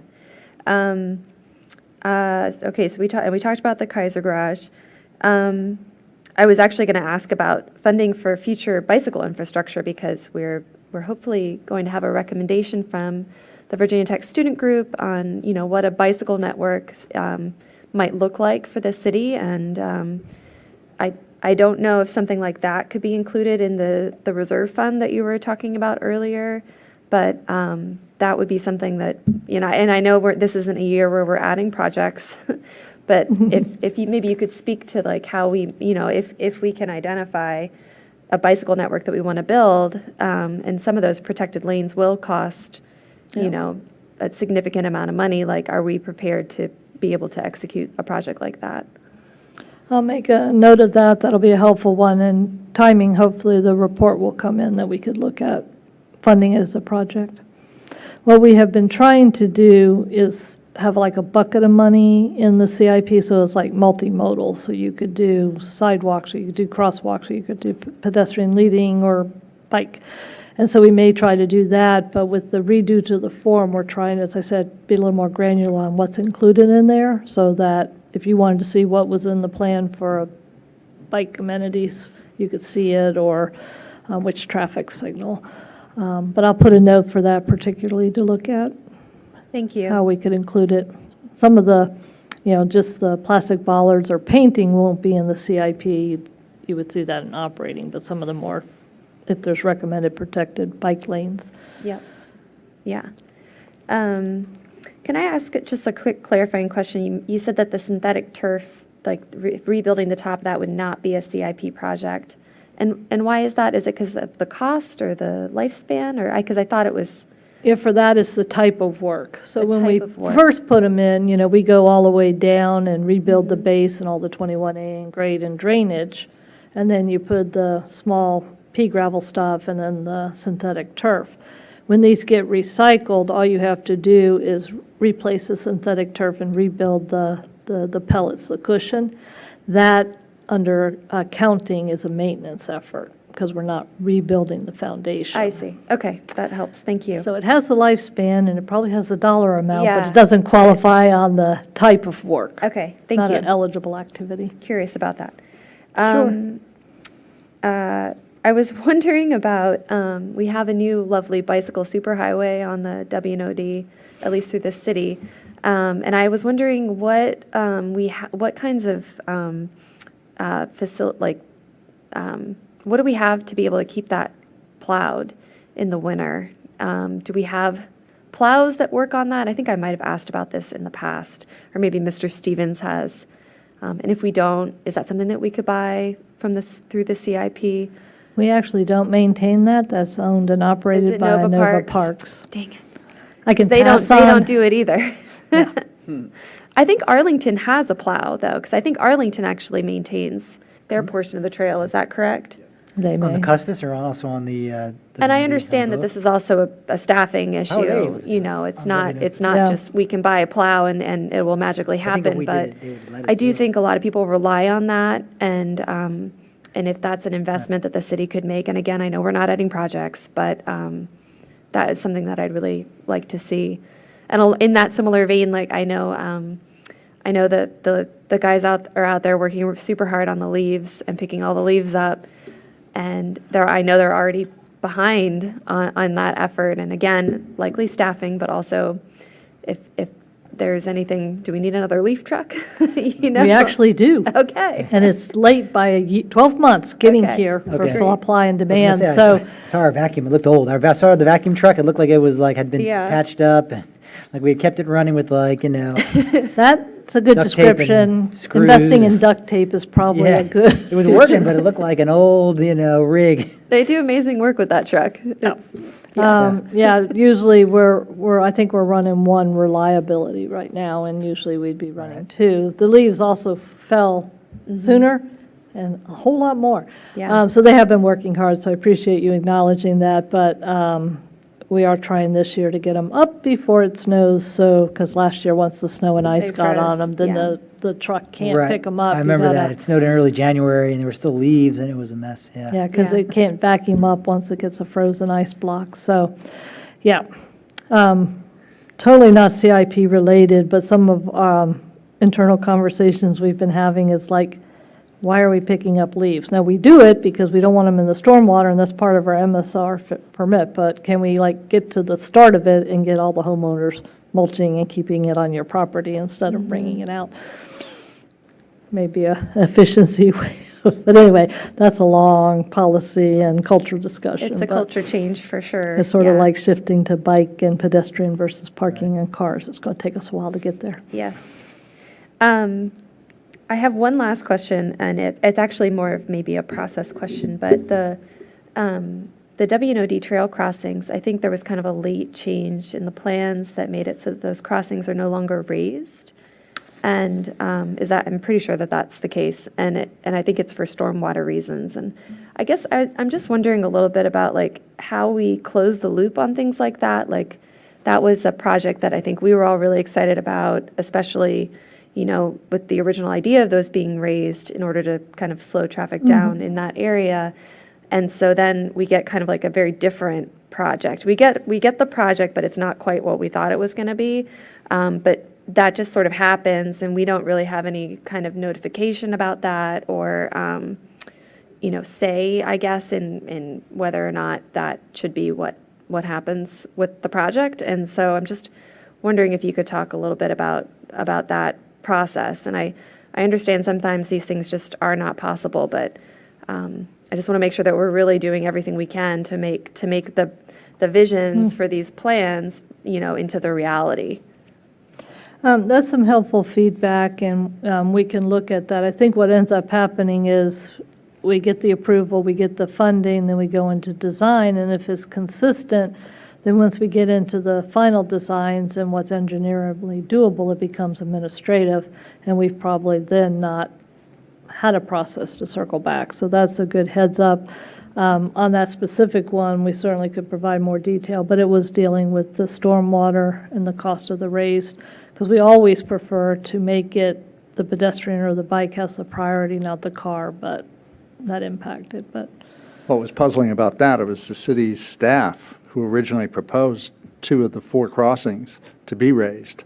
And there was also the consultant that the city hired recommended that as well. So I think that's part of the confusion. I mean, there may be good reasons why ultimately DPW decided that that's not what should be done. But I think as we were just pointing out, the circling back and kind of sharing what that is, because people did have a vision in mind and an idea, and when it comes back totally different, then it's puzzling. Well, on this particular one, we'll definitely circle back with you. I think one of the other things was also right-of-way access, so there's reasons why, but I think it's a very valid point to circle back and close the loop. So I will on this particular one, but also then think In the process-wise. future too, yeah, I think any substantive change like that, it would be helpful. Yeah, it would be helpful for us to understand why things changed, and if we have an opportunity to advocate for the original vision, that would be even better. But yeah, thank you. I don't think I have any other questions. I'll defer to Mr. Hyra. Do you have any others tonight? Well, we've covered a lot of ground, and I appreciate all the comments and all the responses. It is nice to be able to inject our thoughts into the CIP process early, so I appreciate that. I thought it was great to see in the city work plan the inclusion and social sustainability and all the different items under that on affordable housing. As you know, I always advocate that affordable housing should be in the CIP. There is hope that we could actually have the political will to issue bonds to provide affordable housing as other municipalities around the country have. And I would just say, just in a related note, it is good to see that there is more on affordable housing in the city's work plan. I think affordable housing is getting greater visibility. We just talked earlier about the T-zones and how with our T-zone discussion, there's this idea that we could change zoning to actually get more affordable housing. I know a lot of us questions whether it really will, but nonetheless, the fact that affordable housing is in the mix with our development and with our zoning proposals is great to see. But this is just the comment that I have, and it's really more for city council and for staff, is that we have these items on affordable housing, and we even have in our packet tonight the affordable housing, well, at least it's labeled affordable housing goals, except there are no goals in the plan. And that's a problem. Like, we're doing inventory of our affordable housing, and we're taking note and stock and saying we care about affordable housing. But if we are actually going to get affordable housing into the CIP, which is long-term planning, we actually have to have stated goals about how much we want to increase or preserve affordable housing. It has to be concrete. And we have neglected to be very concrete. So I think if we are going to get affordable housing in the CIP, if we are going to make progress on increasing our affordable housing, if we are going to try to get more resources in many different ways or change our zoning, we actually have to have a goal. And the goal isn't just preserve and get more affordable housing. It's like, what % of our housing stock do we want to have be affordable housing, at what income levels? And then we can plan for how much money it will actually cost to make that happen. And again, I would say that we are making progress and we are improving, and affordable housing is becoming a more visible item in our public debates, but we have to put concrete numbers down. And it's sad to see that we have something labeled affordable housing goals in our docket tonight with no affordable housing goals in it. I mean, it should be labeled something else, like affordable housing levels in our city, or something along or affordable housing stock, but there are no goals there. So I just think it's important for us to underscore that we've got to get more serious about this topic if we're going to make a difference on it, and if we are going to do true long-term planning. Yep. Well, I appreciate those comments, and if I could share 2 follow-ups, points to that. What's in your packet, I'm glad that it was included. It's from the Housing Commission. I believe Ms. Hardy, who's the liaison there, asked for it to be included in your packet. It is, the work the Housing Commission's doing is trying to work towards building the goals. So I think there's alignment with your point. What you got, though, was the early sort of data analysis and updates on AMI, and its levels and what units we are. It's definitely not at the stage of goals. I think that's their intent, because they realized when they adopted the affordable living policy, it has a sense of preserving, like you'll say, preserve our existing or expand, but it doesn't really have the goals basis. So I think those are very valid points that you made, and I do think the work is underway, but the document was not the goals. It was the work to develop the goals. So I think the titling is probably a good point. And I do want to note that whether or not affordable housing is in the CIP, we can issue bonds on things that are not in the CIP. So if there's a commitment to really fund the Affordable Housing Trust Fund and use bonds or do a dedicated penny on the tax rate, whatever, there's a lot of different tools out there one can use. We can issue bonds. The problem is you need to have a bit of a plan if we're going to issue bonds. Otherwise, you could do pennies or, So like we know the Fields is in the near future with the tax credits expiring. So if you had a targeted plan, then you could look at bonds. Just wondering, on the environmental side, we get from the Council of Governments, targets, that are established for reduction in greenhouse gas emissions. In the case of, that particular parameter, it's, we've got a long-term goal of 80% reduction below 2005 by 2050. And then there's some intermediate. And then those are kind of offered to the 24 jurisdictions in the area who can adopt them. All of them have adopted those goals. But that's kind of helpful to have. I mean, I agree with you. If you don't have a goal on where you're headed, it's kind of hard to know whether you're successful or not or making progress.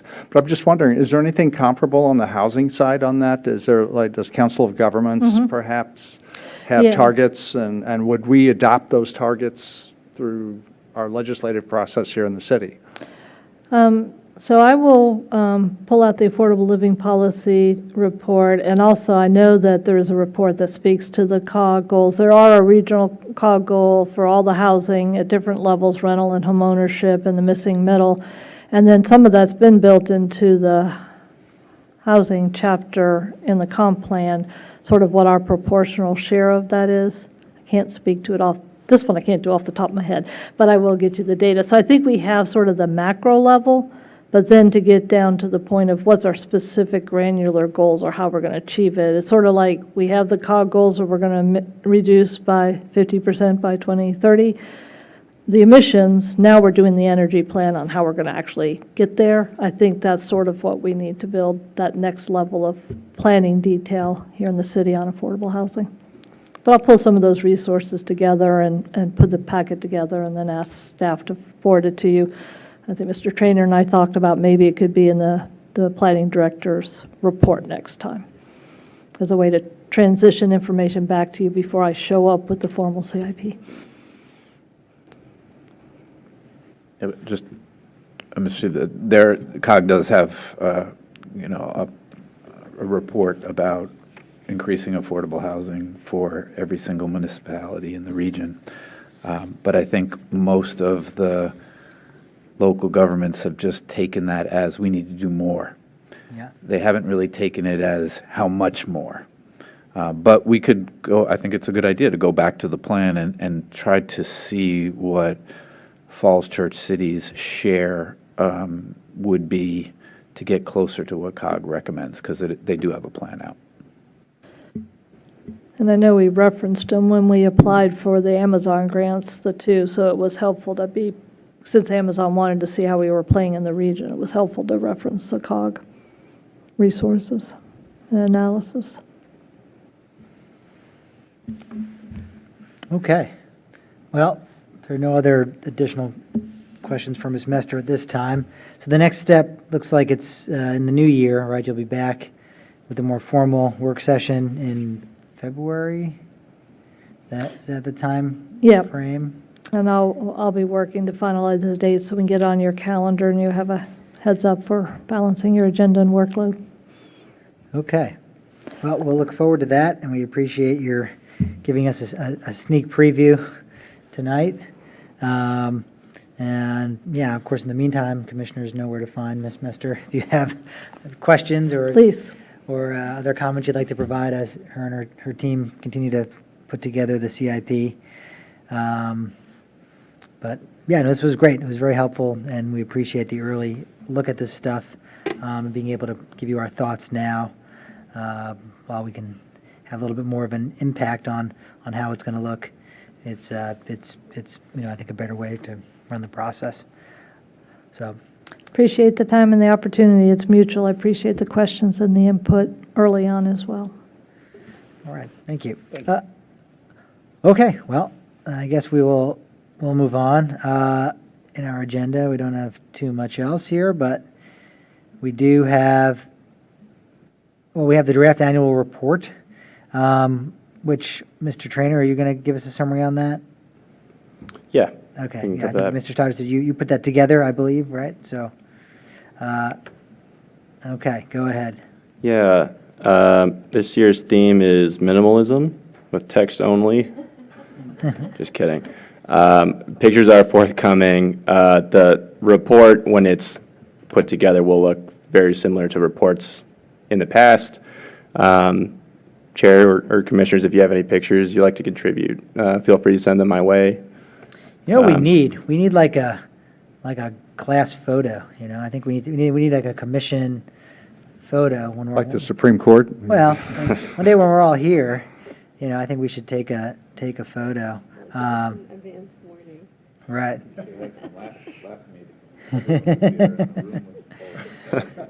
Just so we can, you know, I think that would be a good photo to include. But anyhow, but yes, if we, I don't know if anyone has any photos, but okay. Yeah, I mean, I can run through, you Sure. know, the sections here with the introduction, which again introduces the commissioners, the chair, all the meetings that were held this year, as well as the work sessions and, you know, generally what was accomplished. I think Virginia Tech will be the only two-speaker series this year, with one forthcoming, I think, next meeting, December 7th. Mentioned previously the bike master plan studio. So we'll work on maybe having a little more diverse speakers next year than a single one. Again, organizational highlights, all the assignments to the boards, commissions, the liaisons on the chair. You know, and then just, you know, what all got done this year. And again, we have the resolutions for each, you know, action item here. Some, I guess, you know, some big highlights: West Falls subdivision, One City Center, CIP, West Falls, and a couple, you know, land acquisitions. Yep. We were busy. Sure were. We had a lot of meetings this year. Founders Row 2. Mm-hmm. So, yeah, like I said, it'll every section, and it'll look pretty similar, I think, to at least in form Right. of to Is this reports in the this is the report past. I have to like summarize to city council at some point? Sorry. This is the report I have to like kind of summarize to city council at some point? Oh, yeah, When do I have to do that? Then in the new year, maybe? In I- January or something? probably before then. Yeah. Forget- I I'll remember get back doing to that you. last time. I just don't remember when it was. So I guess Paul will give me a heads up about that. Yeah. I think I filled in for Andy. I think Andy was going to do it. I tried to rope him into doing it, or maybe he'd already left. I don't remember. Maybe this is like pre-COVID. I forget. It all blends together. But okay. So this will be, you know, back to you in a couple weeks once it looks a little polished and in nicer form. Okay. But if there's any comments or remarks or suggestions, I'm all ears. Nope, Other than pictures and color, of course. the annual report is good, and it's isn't it like required, like in the charter or somewhere? I mean, it's required that we prepare a report summarizing our activities and provide it to council, right? It's somewhere, I don't know if it's in the zoning ordinance or in the city charter. It's actually, we're not just doing this to toot our own horn. We're actually required to do this. Yeah, I think all the boards and commissions are Right, required right. to do that. In case anyone was Yeah. wondering why we're preparing like a glossy document to, you know, tell everyone all the great things we did. We're required to do it. So anyway, but no, good work, Mr. Trainer, and we'll look forward to seeing the document, you know, in its more finished, polished form with photos and color and, you know, all that good stuff. Could I just make one Oh, go recommendation? ahead, Mr. It's just that, you know, I think that we all bring particular values, positions, stances to the Planning Commission, and I think they're pretty clear when you hear each other, all of us speak. And it would be nice if those ideals were represented like through pictures. So, you know, sustainable transport and environmentalism, affordable housing, smart growth. I mean, there are examples of things that we approved this year in the city right now that maybe you could capture with a photo, or you already have a photo, but it would be nice if the photos represented the things that we're trying to achieve and have achieved. So that's the only recommendation, is find some nice pictures that illustrate the ideals that we try to bring to the table. They'll be relevant pictures, yeah. Good. Pictures actually from Falls Church. I remember there was, not in this document, there was some document we had where there were these pictures from like all over the world, which were really cool, but it was like, wait, is that, where is that? I've never seen that sculpture. Wait a second, that's in Chicago. The bean, yeah, which was awesome, but like, I mean, yeah, I mean, we were talking about public art. I'm like, that would be amazing if we had something like that, but we should be, there was like no caption for it, so it was like, where is that? Anyway, truth in advertising. Okay. Can I? Sure, yeah. Anyone I else? Any I other don't, I comments? have no comments on the document. I think it looks great. It's very utilitarian. The pictures will make it really nice. The reference to the annual advance did make me realize that we're almost upon our date that we had the annual advance last year, so I was just wondering. Yeah, I think we did we do it last year in February or something? No, it was December. December December. 15th. Oh, geez, I It's in the don't remember. report. Now, Mr. Stoddard hasn't talked to me about doing that in December. I don't know if it's on the calendar, because I got to talk to Mr. Stoddard about that. 'Cause I think we decided to do it earlier because I Right. don't know that it's going to be To possible. plan out the with next year. No, I remember that, why we moved it to Yeah. December. Actually, that was the first time we came back. We did it in person last year, and we hadn't. Mm-hmm. Good. But I'll have to talk to Mr. Stoddard about that. He hasn't mentioned that, and it wasn't on the calendar. Right now, we have December 7th and then the 21st as our listed meetings, but, so let's see. I mean, December also can, be a busy time of year to add a meeting for folks, but let me talk to Mr. Stoddard and find out what he was thinking as far as that goes, because we would need to advertise it, and of course, staff needs to be there to support it. So let's see what we can do. Maybe it has to wait till January, There were years where I always thought about combining it with like our reorganization meeting, like our first January meeting. We have certain perfunctory things we need to do, and sometimes that can be a good time, or or it's probably just as good as December. So let me talk to Mr. Stoddard and see what he was thinking.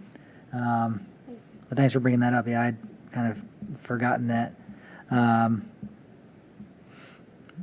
As long as he brings food. Last year we had food, so got to make sure there's time to order food. Okay. Any other comments for Mr. Trainer on the annual report? All right. And then if not, okay, so that'll take us out of our work session items and in our information items. Any planning commissioners' reports? Go ahead, Ms. Kamat. I have a quick one. I attended the CACT meeting on November 9th. They had a presentation from WMATA, who they're kicking off a better bus network redesign effort.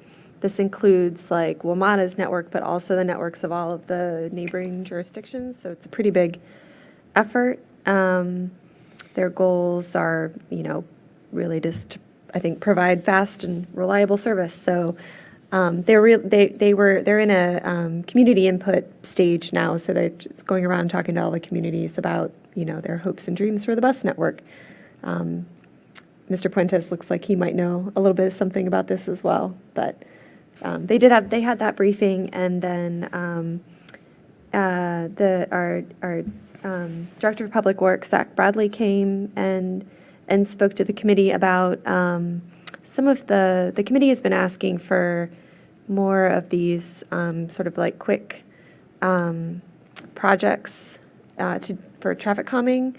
And council has actually funded, I believe, some positions to help make that happen, which is great.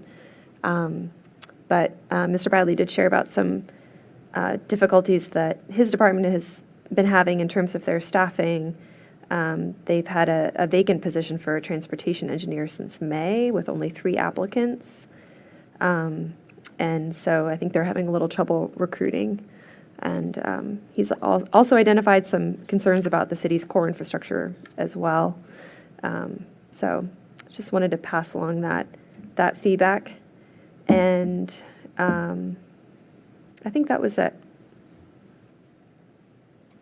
Okay.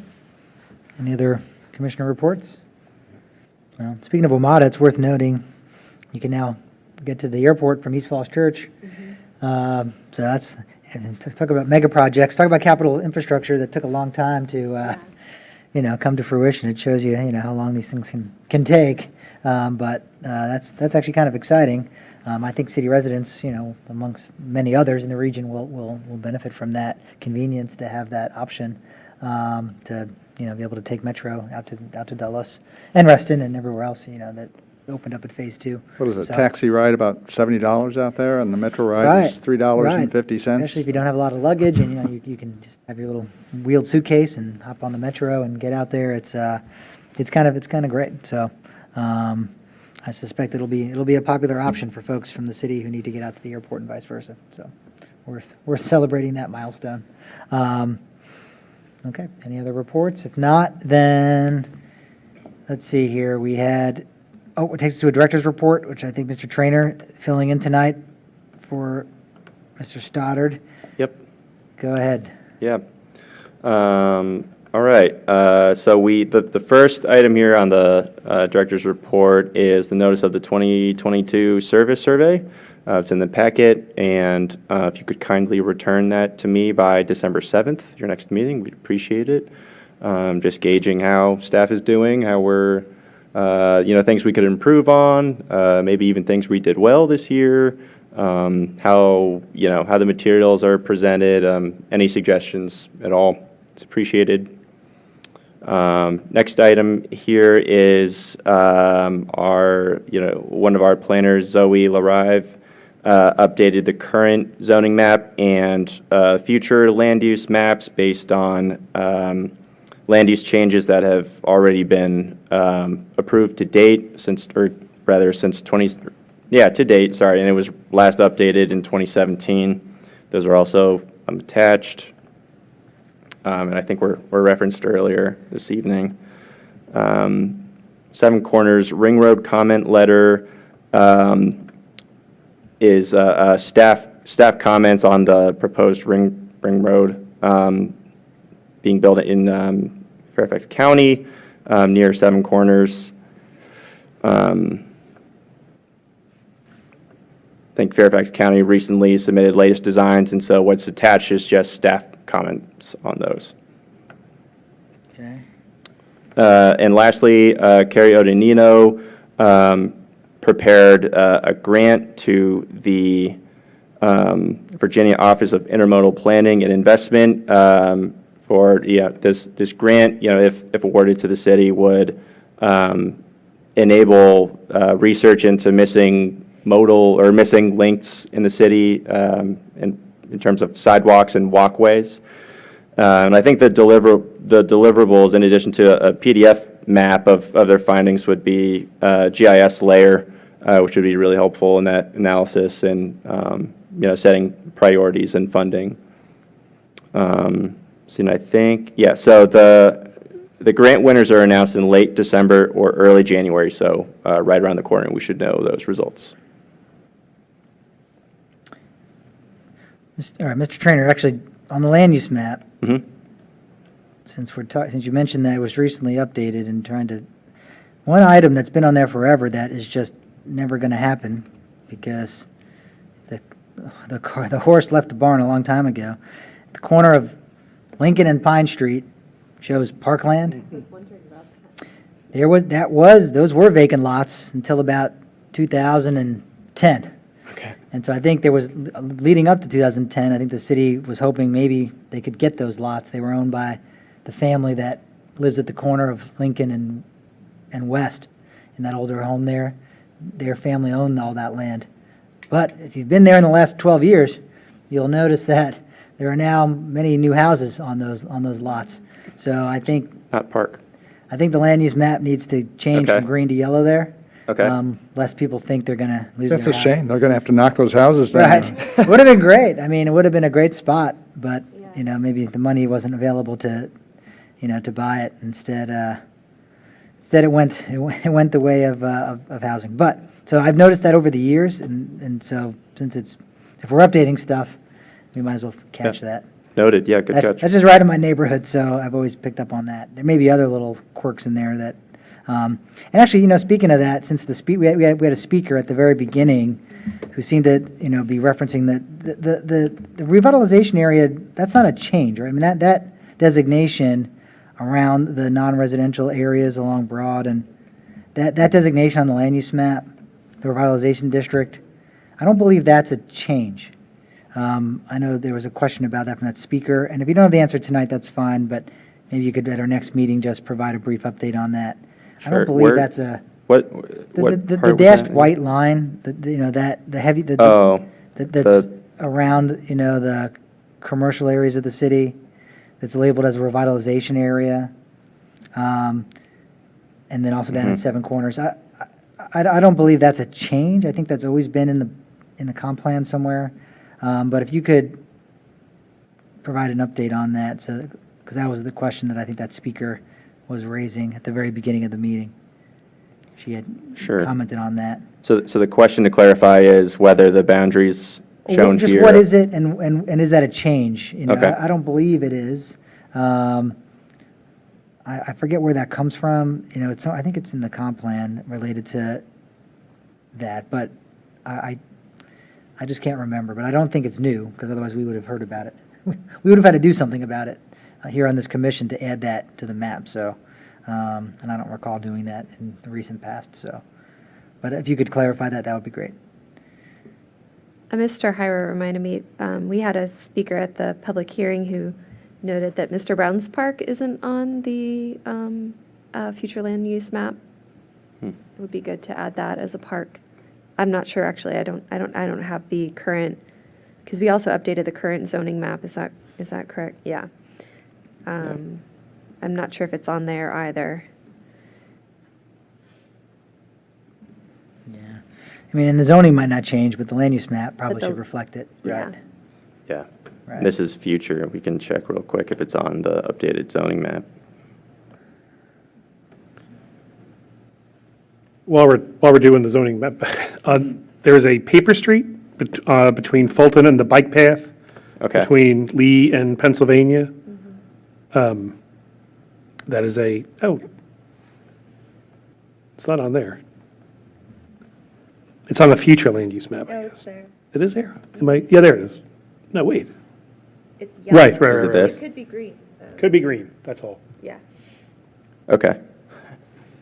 Is it this right here? Is this Pennsylvania? Yes. Right here? Okay. Yes. And the city Is it actually public went in right-of-way? and Right. cleared a lot of brush out there, and, yeah. Okay.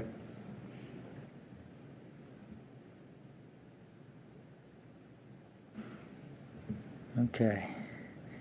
Any other comments for Mr. Trainer on the director's report?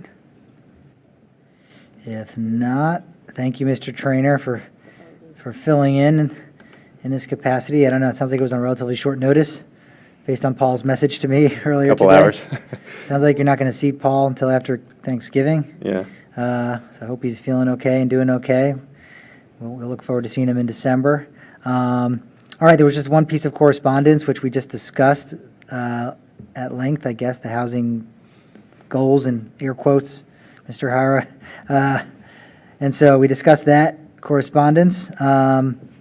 So with that, if there are any other things that any commissioners want to bring up for the good of the cause here? If not, then I guess I will call this meeting adjourned, and we'll see everybody on December 7th. Oh, Have a wait, good thanks- Oop. 1 second, sorry. Oh. One thing I Still wanted to address before I just wanted to call everyone's attention to a busy December ahead of us. And if, I know that particularly this last meeting in December, can be a busy time for everyone, so if you're going to be on vacation anytime in December for these two meetings, if you could please let me know ahead of time so we can plan accordingly. Good suggestion. I can tell you, if I can participate at all on the 21st, it will be remote. So Okay. I will not be in Falls Church on the 21st. All right, we'll have to we'll poll the group. I mean, we'll see. We can talk offline. I can talk with Mr. Stoddard. I had some concerns about that date in general, for the T-zones, but we'll talk about it. But yeah, it looks like we'll be much busier on the 7th. I'll also need to talk to Paul about, the right, just with the Virginia Tech presentation and just some of the other things there, making sure we have enough time to fit that in on the I site. know the Byron item recently got bumped. Oh, did it? Yeah, potentially to the 21st. We're still, Okay. you well, just can't do the 7th, so. Maybe bumped to January. Well, Yeah, we'll it see. might be. Okay, well, we'll talk about that, but yeah, it does look like December is well scheduled, for better or for worse. Okay, well, appreciate that. All right, well, glad you caught me before the hammer came down here, because I can't pick it up once it comes down. Right. So, with that, then, I guess I'll call the meeting adjourned. Planning advance, oh, it is on the calendar, January 4th. Paul snuck that on there. There you go. I didn't even notice that. So it says January 4th on there for the advance. So I'll have to talk to Paul about that as well. Making sure everyone's back and around to do that. That's because New Year's the 2nd. All right, well, we'll talk about that too. Okay. He didn't mention it to me, and I talked to Paul the other day. I guess he has other things on his mind. So I missed it. Okay, well, we'll see everyone on December 7th. Meeting adjourned.